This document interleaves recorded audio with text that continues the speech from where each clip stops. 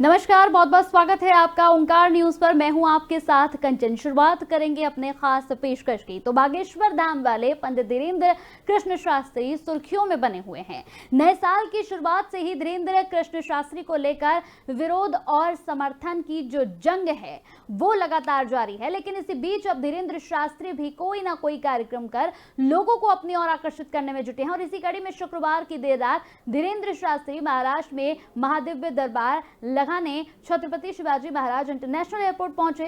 खास बात यह रही कि एयरपोर्ट पर सैकड़ों की संख्या में मौजूद उनके भक्तों ने उनका भव्य स्वागत किया। पंडित धीरेन्द्र शास्त्री जब एयरपोर्ट पहुंचे तो उनके भक्तों ने जय श्री राम के नारे भी लगा दिए।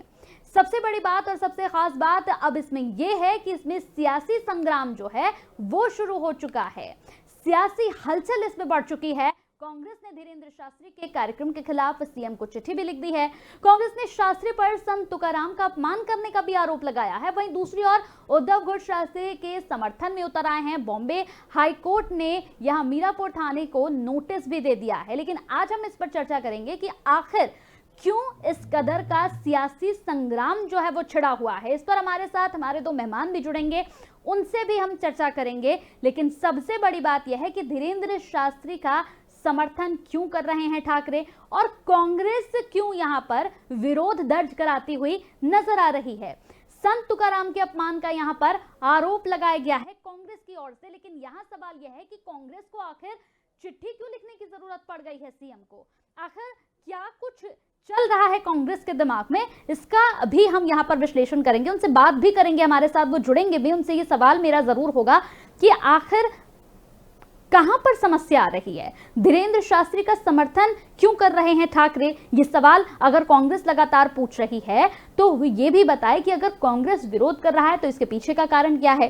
तो इस पर हम जरूर चर्चा करेंगे। धीरेन्द्र शास्त्री को लेकर जिस तरह से अपडेट सामने आई है कि वो बॉम्बे पहुंचे, बॉम्बे पहुंचने के बाद समर्थन में कई समर्थक पहुंचे, उनका स्वागत वहां किया गया। लेकिन ऐसे में सबसे बड़ी दिक्कत यह है कि लगातार उनका विरोध करने के लिए भी कुछ लोग जरूर पहुंचे थे।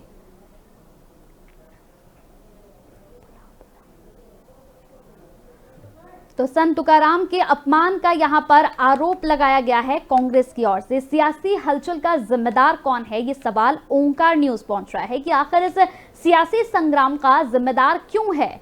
बॉम्बे हाई कोर्ट की ओर से आखिर क्यों यहां पर मीरापुर को नोटिस दिया गया थाने को। कांग्रेस ने यहां पर जिस तरह से चिट्ठी लिखी है सीएम को, इस पर भी एक सवाल कि आखिर इस चिट्ठी की जरूरत क्या पड़ गई थी। कांग्रेस ने शास्त्री पर संत तुकाराम का अपमान करने का भी आरोप लगाया है।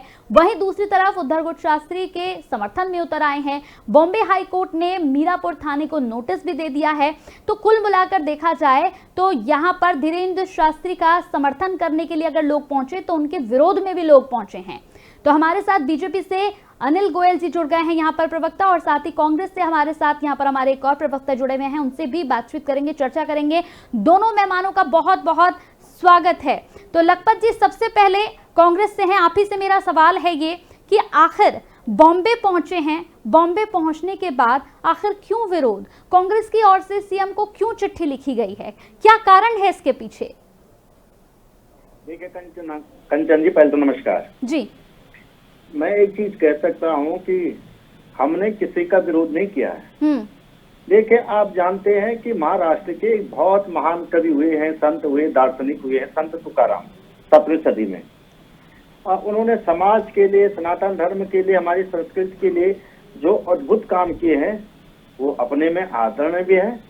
और बहुत, जिसको कह सकते हैं कि बहुत सारे लोग उनका अनुसरण भी करते हैं।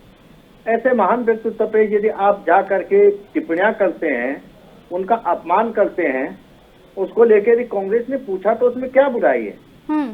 ये तो इनको बताना चाहे कि संत तुकाराम बड़े हैं कि इनके लिए जो हमारे बाबा जी हैं वो बड़े हैं। तो बताना पड़ेगा ना आपको। बागेश्वर धाम के बाबा बड़े हैं कि तुकाराम जी बड़े हैं। संत, हम तुलना नहीं करना चाह रहे। अच्छा, संत तुकाराम इतने बड़े, सुन लीजिए, इतने बड़े महान दार्शनिक हुए हैं, इतने महान कवि हुए, इतने महान लेखक हुए, इतने बड़े सामाजिक सुधारों के संत हुए हैं। और उनपे इस तरह की बातें कहना, हमने कहा है कि जो व्यक्ति समाज में दुराचार फैला रहे हो और संतों का अपमान कर रहे हो वो नहीं किया जाना चाहिए। उसमें हाईकोर्ट ने भी कहा है। ये कहा है, नहीं कहा। तो आपका ये कहना है कि एक संत जो, मतलब संतों का यहाँ अपमान किया जा रहा है। निश्चित रूप से किया गया सिर्फ एक यही मुद्दा है, सिर्फ एक यही मुद्दा है लखपत जी, क्या सिर्फ एक यही मुद्दा है विरोध करने का? अभी तक अगर देखा जाए तो कांग्रेस की ओर से कई और सवाल उठाए गए कि वो चमत्कार नहीं कर रहे हैं, वो लोगों को बरगला रहे हैं, इस तरह के आरोप भी लगाए गए। कंचन जी सुन लीजिए, मैं आपसे कह देता हूँ, सुन लीजिए। जी जी कहिए। चमत्कार, आपने बहुत अच्छी बात की, चमत्कार करना अच्छी बात है, लेकिन अपने भाई को कितना सुधार पाए, ये भी तो सवाल है ना, ये भी तो पूछा जाना चाहिए आपसे कि समाज का ठेका लेने वाले व्यक्ति अपने परिवार में कितना सुधार किया, ये भी तो पूछा जाए उनसे। सुधार तो घर से होगा, परिवार से होगा, अपने उनमें से होगा। वो सभी चैनल, आपके चैनल ने दिखाया, सबने दिखाया कितना संस्कार और कितना चमत्कार इनके भाई के अंदर भरा हुआ है और कितना इन्होंने अपने भाई के लिए कितना काम किया है। मैं ये जरूर कह सकता हूँ, ये कहने की चीज ये नहीं, देखो सनातन धर्म की संस्कृति जो है और सनातन धर्म की परंपराएं जो रही हैं, उन्होंने हमारे जो आदि पुरुष रहे हैं, आदि जो हमारे संत रहे हैं, उनका सम्मान किया, उनकी संस्कृति और उनके आध्यात्म को आगे बढ़ाने का काम किया है। और अभी तक कभी ऐसा नहीं हुआ कि जो इतने महान संत हुए हों, हमारे सामाजिक में सनातन धर्म है, उन लोगों का अपमान करने का काम किया गया हो।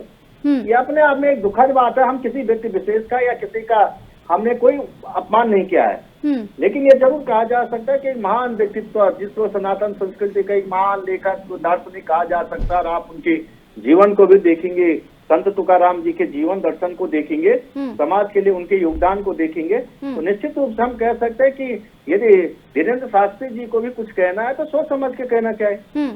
उन्हें कुछ कहना तो ठीक है, आप जिन चीजों को लेके आगे बढ़ाना चाहते हैं उन आपका कोई स्पष्ट दिशा है। चलिए अनिल गोयल जी भी हमारे साथ बने हुए हैं, उनसे भी ये सवाल पूछ लेते हैं। अनिल गोयल जी, सबसे पहले स्वागत आपका, और उसके बाद सवाल मेरा आपसे भी यही है। जिस तरह से यहाँ पर अगर देखा जाए तो बॉम्बे पहुंचे, बॉम्बे पहुंचकर उनका कार्यक्रम था, लेकिन कार्यक्रम से पहले ही कांग्रेस की ओर से चिट्ठी दे दी गई है सीएम को, और उसके बाद लगातार विरोध किया जा रहा है। कितना जायज मानते हैं इस विरोध को आप?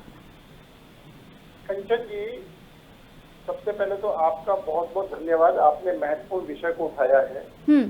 लेकिन मेरे कांग्रेसी भाई बोल रहे थे, तो मैं इनसे नर्म निवेदन करना चाहता हूं कि हमारे समाज में, हिंदू समाज में, साधु और संत का अपने भाई से, अपने परिवार से, अपने समाज से ऊपर उठ जाता है, वो ही साधु संत कहलाता है। आप साधु संत को एक अपने परिवार और भाई पर सीमित करके बात नहीं करते निश्चित तौर पर। और अगर मानो संत तुकाराम जी का उन्होंने कहीं अपमान करा है तो किस बात पर अपमान करा ये तो बताएं। क्या चीज उन्होंने ऐसा बोल दिया जिस वजह से इनको परेशानी है? फिर दूसरा, वो भी संत है, वो भी संत है, हम तो दोनों, हमारे लिए तो दोनों ही पूजनीय हैं, दोनों ही माननीय हैं। इसमें राजनीतिक दलों को क्यों इंटरफेयर करना पड़ रहा है? राजनीतिक दल बीच में क्यों आ रहे हैं? मैं इस राजनीतिक दल वालों को अपनी राजनीति करने से मतलब रखें। राजनीति में साधु संतों के प्रवचनों को, साधु संतों की बोल में भी कमियां निकाल करके इस तरह का क्यों वातावरण खराब करना चाहते हैं? संत तुकाराम भी हमारे महान पुरुष हैं, हम उनका भी सम्मान करते हैं, और बागेश्वर धाम वाले महान पुरुष हम उनका भी सम्मान करते हैं। हमारे लिए तो दोनों ही पूजनीय हैं, दोनों ही माननीय हैं, दोनों का ही सम्मान करते हैं। लेकिन इसको राजनीति में घसीटना, राजनीतिक विरोध करना, सीएम की चिट्ठी लिखना, ये क्या दर्शाते हैं? और मैं ये बात कहता हूँ, ये जो कांग्रेस की स्थिति है हमेशा दुविधापूर्ण रही है। वो ना राम ना मिले राम ना मिले रहीम, वो स्थिति इनकी रही है। ये एक भटकते हुए सोच रहे कि क्या, कौन सा रास्ता अपनाएं, किस तरीके से करें, ये अपने आप को तय नहीं कर पा रहे हमें किस ट्रैक पे जाना है। मेरा बहुत स्पष्ट कहना है, राजनीति है, राजनीति के क्षेत्र में राजनीति करनी चाहिए। धर्म का मामला, धर्म के मामले जो हमारे संत हैं, महापुरुष हैं, साधु हैं, सन्यासी हैं, वो धर्म के काम को कर रहे हैं, वो अपने काम को करना चाहिए। हमारा काम राजनीति करना, हम राजनीति करें। हम धर्म के काम में पढ़ करके क्यों बिना मतलब पंगा लेना चाहते हैं? मैं इस बात की समझ में नहीं आ रहा कि कांग्रेस क्यों अपने आप को दुविधापूर्ण स्थिति में डालती है। आज कांग्रेस के जो हिंदू समर्थक हैं, कांग्रेस वो भी आज इस दुविधा में है कि वो नहीं समझ पा रहे हैं कि हम किस दुविधा में पड़ गए कि ना तो ये इधर के रह रहे हैं ना इधर के रह रहे हैं। कभी मस्जिद जाते हैं, कभी ऊपर से जनेऊ पहन लेती है, कोट के ऊपर से जनेऊ पहन लेती है। तो ये खुद इनकी स्थिति दयनीय है, और इसी स्थिति पर मैं क्या इसकी टिप्पणी कर पाऊंगा।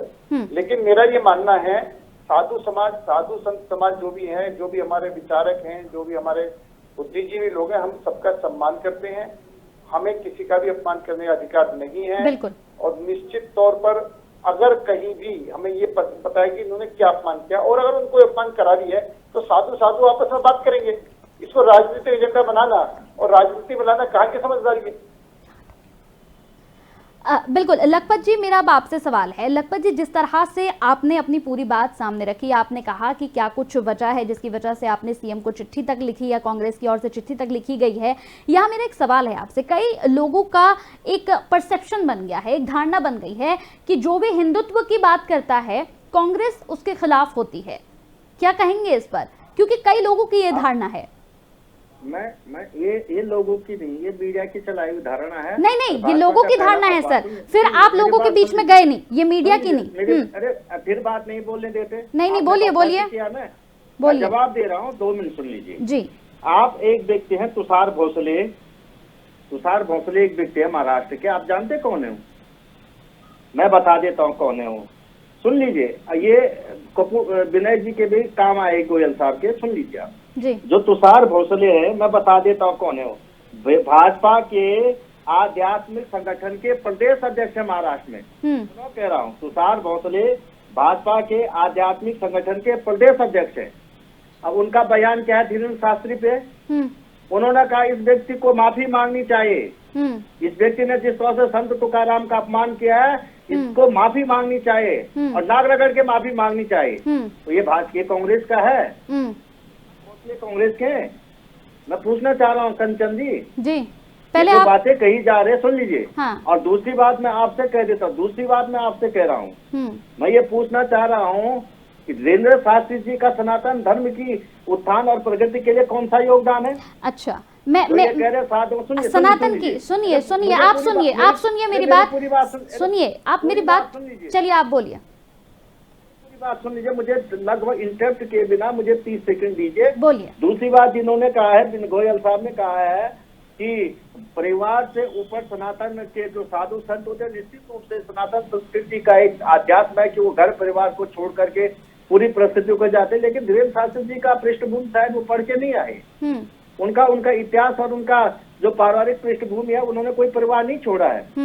कोई वो तपस्वी और कोई वो छोड़ के नहीं चले गए हैं। ये उनको उन्होंने अपने दादा की गद्दी संभाली, उसी मंदिर में बैठे हुए हैं, पूरे परिवार के साथ है और पूरा परिवार उसका उनके सहयोग करता है। उसमें हम प्रणाम करना चाहते, नमन करना चाहते, हम मना थोड़ी करें। लेकिन हम कह रहे हैं कि आप सनातन संस्कृति को आगे बढ़ाना चाहते, आपकी अच्छी बात है, हम स्वागत करते हैं और हमारे लोग, लेकिन कम से कम उन महान पुरुषों का, उन महान जो इनको पता होना चाहिए इन्होंने क्या कहा है तुकाराम जी पे। क्या कहा है गोयल साहब को? आपको पता नहीं क्या कहा? नहीं, आप बताएं क्या कहा है, मैं आपसे सुनना चाह रही हूँ ना। क्या उन्होंने कहा है? हाँ। कि संत तुकाराम की पत्नी डेली उनको पीटती रहती थी। हाँ। कुछ भी करते थे, दिन रात अपनी पत्नी क्या तो पीटते रहते थे। तो आपको ये बात, आपको ये बात बहुत बुरी लगी लखपत जी? अरे सुन लीजिए, अरे लखपत जी, आपको ये बात बहुत बुरी लगी ना? आपको बात ये बहुत बुरी लगी और इसीलिए कांग्रेस जो है वो विरोध कर रही है। आप मेरी बात सुनिए ना, आपकी बात मैंने सुन ली ना, अब आप मेरी बात सुनिए। आपको ये बात बहुत बुरी लगी और इसीलिए कांग्रेस ने जो है वो सीएम को चिट्ठी लिख डाली और साथ ही साथ आप भी आज डिबेट में आप शामिल हुए, अपनी बात आपने रखी कि ये बात आपको बहुत बुरी लगी कि तुकाराम के लिए गलत, यहाँ पर तुकाराम जी के लिए जो गलत शब्दों का इस्तेमाल किया गया है। मैं अपनी बात आप मेरी बात तो सुनिए। राहुल गांधी जब विदेश में जाते हैं और विदेश में जाकर वो ये कहते हैं कि भारत में मेरी जासूसी कराई जाती है, जब वो भारत को बदनाम करने का काम करते हैं, तब आप कहाँ जाते हैं? तब आपकी ये बातें कहाँ जाती हैं? अरे ठेका ले रखा तुमने? किसने? कहते मुझे शर्म आती, भारत में पैदा होते हुए देश की बेइज्जती नहीं। अरे आप ये बताइए ना, आप ये बताइए कि जब राहुल गांधी विदेश में पहुंचते हैं, वहाँ की भारत की बदनामी कराते हैं, तब ये सवाल और जवाब आपको याद नहीं आते हैं? तब आपको शर्म नहीं आती जब मोदी जी कहते कि हिंदुस्तान में बेइज्जती हो जाती? चलिए, इसका मैंने किस कुकर्म किए हैं, कौन सा पाप किया है, मैं हिंदुस्तान में पैदा हुआ, मेरे कौन से कुकर्म थे जो इस सदी में हिंदुस्तान में पैदा हुआ? तो देश का बेइज्जती नहीं होती है? शर्म तो बहुत लोगों, शर्म तो सुनिए, चलिए इसका जवाब ले लेते हैं। अनिल गोयल जी, जिस तरह से बिल्कुल देश की बेइज्जती नहीं है। हाँ, अनिल गोयल जी आपसे मेरा सवाल, मैं सुन रहा हूँ। मैं अपने कांग्रेस भाई से लखपत जी लखपत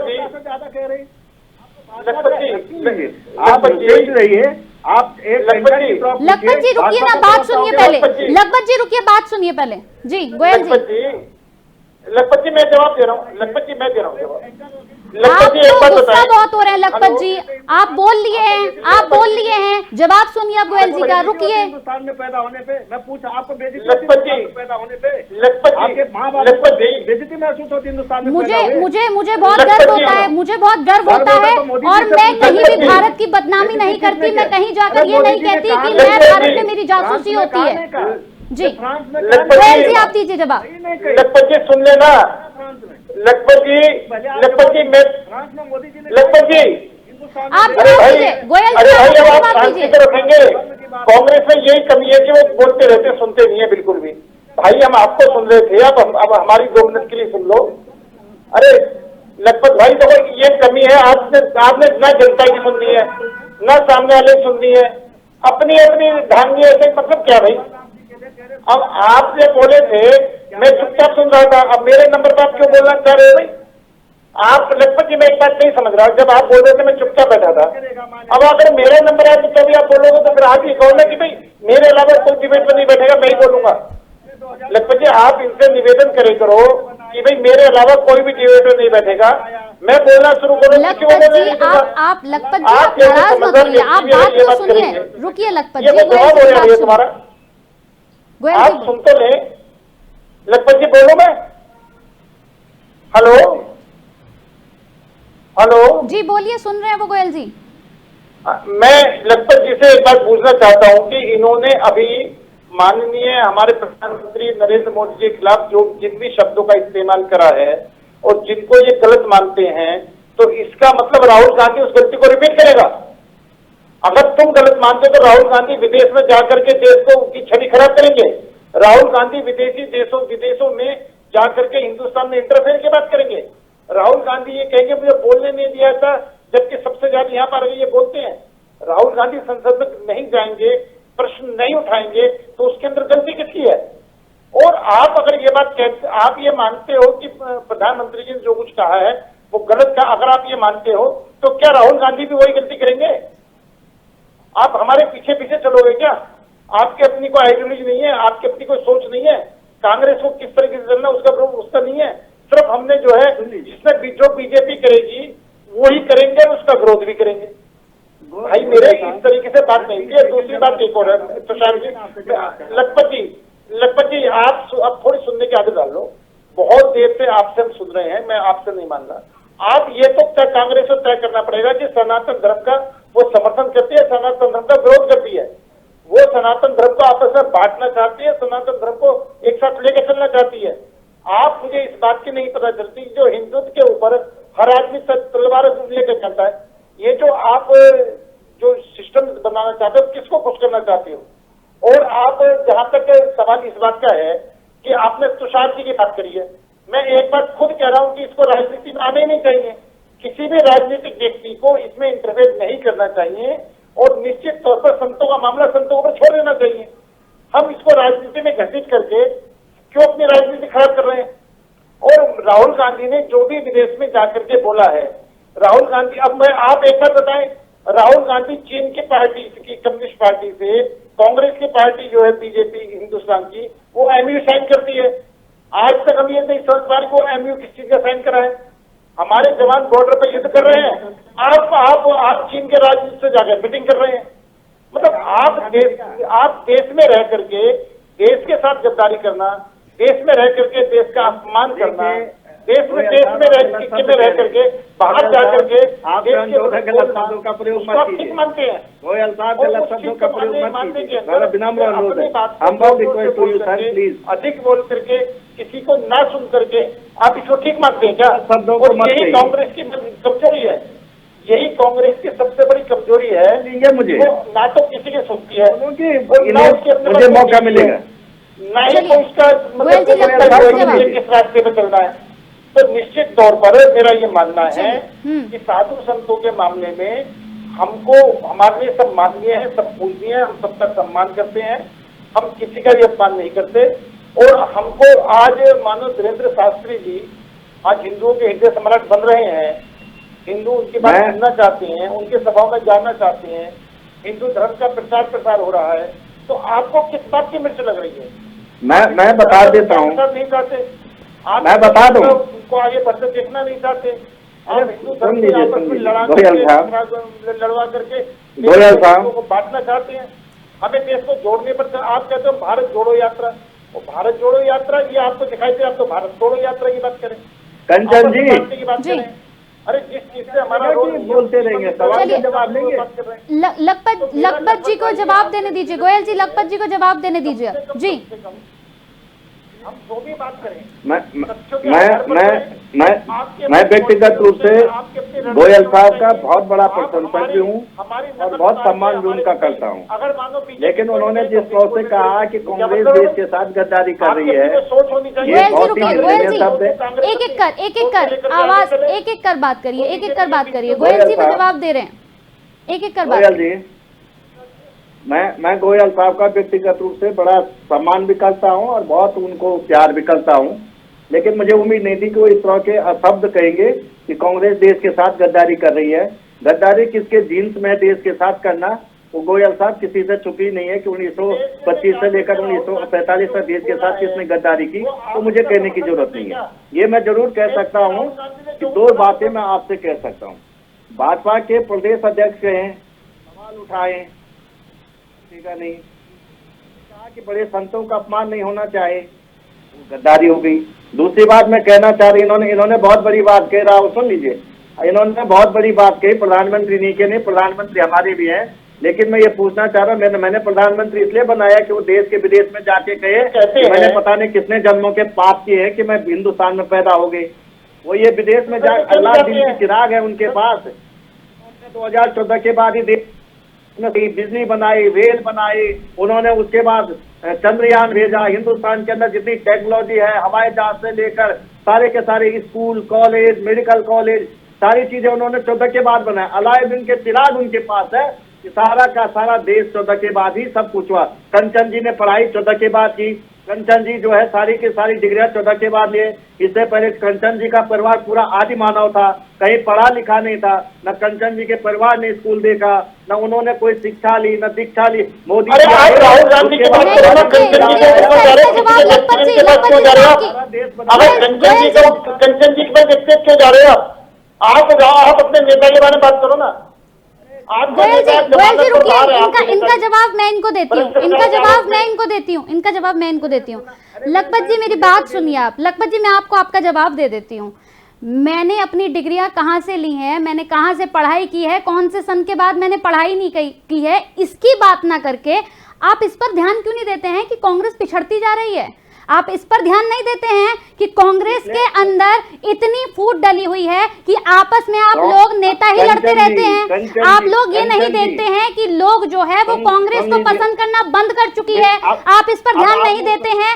आप इस पर ध्यान देते हैं कि कांग्रेस अपना अस्तित्व खोती जाती है। अगर आप इन पे ध्यान देंगे तो शायद आप इस पर ना ध्यान दें कि जिसके साथ आप बैठे आप उसकी डिग्री पर बात कर रहे हैं। आप इस पर बात कीजिए कि कांग्रेस अपना अस्तित्व क्यों बिल्कुल भूलती जा रही है। इस पर बात कीजिए ना आप। सुन लीजिए, मैं बताता हूँ, यही फर्क है। 39 साल पुरानी पार्टी की इस देश में कोई ऑफिस नहीं है। जुमे 15 साल सत्ता में आने वाली पार्टी हजारों लाखों करोड़ों के ऑफिस बना देती है। यही तो जरूरी है सर, मैं आपसे वही तो कह रही हूँ, जरूरी तो यही है लखपत जी कि जो इतनी पुरानी पार्टी है। सुन लीजिए, क्यों भाजपा के प्रवक्ता बनते, सुन तो बिल्कुल नहीं बन रही भाजपा की प्रवक्ता, बिल्कुल नहीं बन रही। आपने सवाल उठाया, आपको जवाब दे रही हूँ। सुन तो लीजिए, दिल्ली के अंदर आप कांग्रेस की बात कर रहे हैं तो कांग्रेस जो है अपनी जमानत तो बाहर है। देश की जनता कांग्रेस है, कांग्रेस अपने लिए नहीं देश के लिए सोचती है। कांग्रेस अपने लिए जब ये बखूबी दिख रहा है कि कांग्रेस क्या कर रही है। बहुत सीधी सी बात है लखपत जी कि अगर बागे, सुनिए मेरी बात, एक गोयल जी रुकिए, गोयल जी एक सेकंड, गोयल जी एक सेकंड। बाहर में जाकर देश को बदनाम करते हैं, बाहर जाकर गोयल जी एक सेकंड, बाहर जाकर विदेशी लखपत जी इस पर ध्यान दें, इस पर सुनिए सुनिए। ये आपके पास है, आप देश को बदलते देश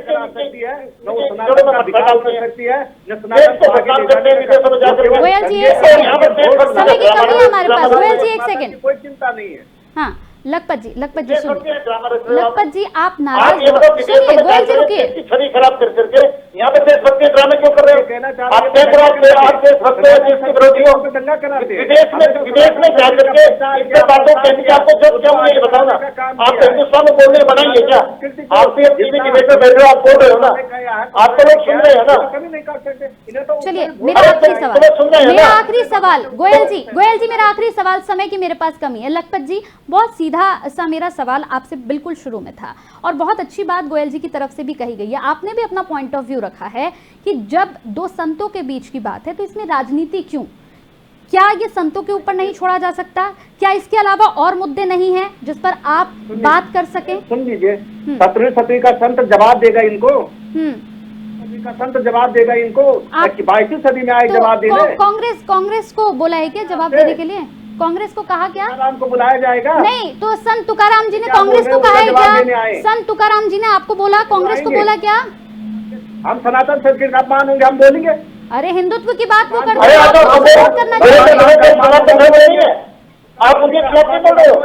धीरेन्द्र शास्त्री जी हैं, ये भी तो सनातन धर्म की बात कर रहे हैं, ये भी तो सनातन धर्म का प्रचार कर रहे हैं। आप इनके खिलाफ बोलोगे क्या? मतलब आपकी कथनी और करने में बहुत डिफरेंस नजर आता है। भाजपा का है, आप धर्म बातों को आपके चैनल का है, नजरिया आप लोगों का है। कांग्रेस ने इतने देश में इतने साल राज किया है, ये देश इतना आगे इसलिए नहीं पहुंचा है। अरे आपने राज कराई अब जो है वो कांग्रेस ने कैसी बना ली है। चलिए दोनों मेहमानों का मैं शुक्रिया करना चाहूंगी क्योंकि समय की हमारे पास कमी है। बहुत बहुत शुक्रिया आप दोनों का जुड़ने के लिए, बेहद शुक्रिया। तो आज डिबेट हमने इसी पर करी कि क्या इसका जिस तरह से विरोध किया जा रहा है, क्या ये विरोध जायज है? कई तरह के यहाँ पर विचार रखे गए, कांग्रेस की ओर से भी, बीजेपी की ओर से भी। धीरेन्द्र शास्त्री का समर्थन भी कर रहे हैं लोग और यहाँ पर अगर देखा जाए तो उनके विरोध में भी उतर रहे हैं। लेकिन अगर कांग्रेस की बात करें तो यहाँ सबसे बड़ा सवाल यही उठता है कि कांग्रेस को आखिर क्या जरूरत पड़ गई कि कांग्रेस यहाँ धीरेन्द्र शास्त्री के पहुंचने के बाद सीएम को चिट्ठी लिख रही है। वो ये जताना चाह रही है कि संत तुकाराम का जो अपमान किया गया है वो बेहद गलत है, बिल्कुल गलत है। लेकिन क्या दो संतों के बीच में राजनीति यहाँ पर आनी चाहिए? कई तरह के सवाल आज हमने उठाए और इन सवालों पर हमने बात भी की।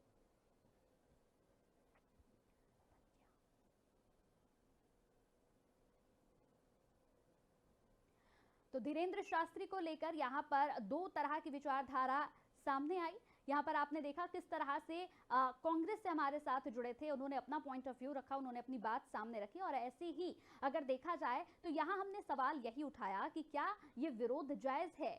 अभी वो पहुंचे ही थे, अभी कार्यक्रम हुआ भी नहीं था, लेकिन कार्यक्रम होने से पहले ही जिस तरह से सियासी संग्राम यहाँ पर छिड़ गया, ये सियासी संग्राम कितना जायज था, इस पर आज हमने चर्चा की। इसी के साथ खास पेशकश में इतना ही। नमस्कार।